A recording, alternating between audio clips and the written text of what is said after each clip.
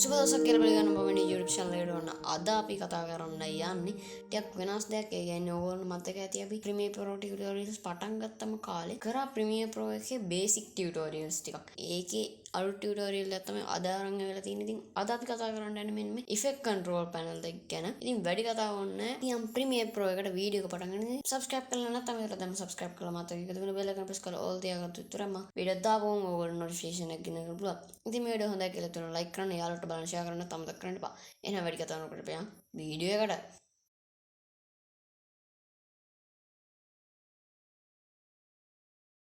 මුලින්ම effect control කියන tab එක ඕගොල්ලෝගේ workspace එකේ නැත්නම් window වලට ගිහිල්ලා effect control කියන එක ටික් එකක් දාගන්න. එතකොට ඒක appear වෙනවා. මේ effect control panel එකෙන් තමයි අපේ වීඩියෝ එකට ඔක්කොම වගේ adjustment කරන්නේ. effect control panel එකට ගියාම මුකුත් appear කරන්නේ නැත්නම් timeline එකේ උඩ වීඩියෝ track එක උඩ click කරන්න.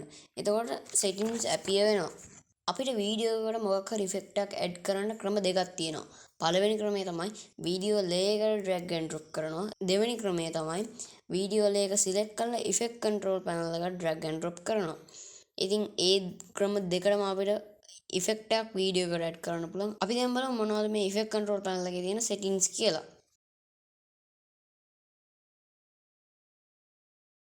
පොසිෂන් කියන්නේ අපේ වීඩියෝ එකේ තියෙන තැන. ඒ කියන්නේ අපි වීඩියෝ එක ප්ලේස් කරන තැන. මුලින්ම මුලින්ම අගෙන් දක්වලා තියෙන left and right වලට වීඩියෝ එක move කරන්න පුළුවන්. දෙවෙනි quantity එකෙන් අපිට up and down කරන්න පුළුවන්. scale එකෙන් වීඩියෝ එකේ size එක අඩු වැඩි කරගන්න පුළුවන්.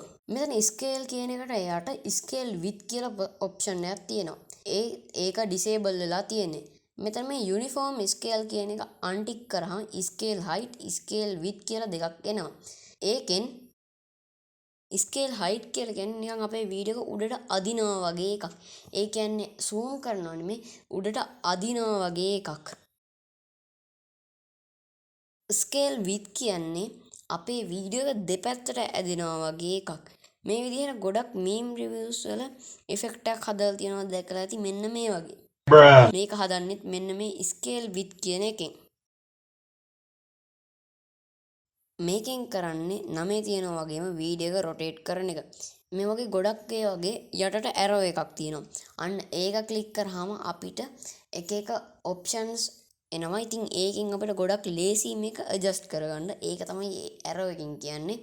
සහ ඊට එහා පැත්තේ තියෙනවා තව නිකන් reverse වගේ arrow එකක්. ඉතින් ඒකෙන් අපිට අපි කරපු adjustment revert කරගන්න පුළුවන්. anchor point එක කියන්නේ මෙන්න මේ වීඩියෝ එක මැද තියෙන cross එක.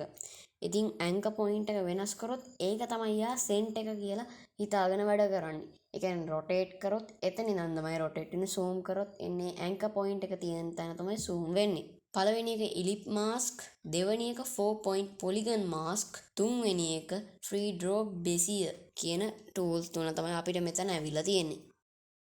මේකෙන් ඉන්නේ රවුමක් වගේ mask එකක් ඇඳෙනවා. ඒකෙන් රවුම් විදිහට mask ලේසියෙන් ඇඳ ගන්න පුළුවන්. මේකෙන් අපි rectangle එකක්, square එකක් වගේ shape mask එකක් ලේසියෙන්ම ඇඳ ගන්න පුළුවන්. මේ tool එකෙන් අපිට ඕනම shape එකක් mask කරගන්න පුළුවන්. මේකෙන් අපිට වීඩියෝ එකේ brightness එක අඩු කරගන්න පුළුවන්. මේ වීඩියෝ ලේයකට යටින් වීඩියෝ ලේ එකක් දාලා අපිට ඒකේ brightness අඩු කරලා අපිට ලස්සන blend effect එකක් හදාගන්න පුළුවන්. මේකට වීඩියෝස් දෙකක් ඕනේ. උඩ තියෙන වීඩියෝ ලේ එක select කරලා blend mode වෙනස් කරලා ලස්සන effect එකක් අපිට හදාගන්න පුළුවන්. ඉතින් අදට වීඩියෝ එක එච්චරයි. ඊළඟ දවසේ අලුත් වීඩියෝ එකකින් හම්බෙමු. subscribe කරලා නැත්නම් දැන් subscribe කරලා මාත් එක්ක එකතු වෙන්න.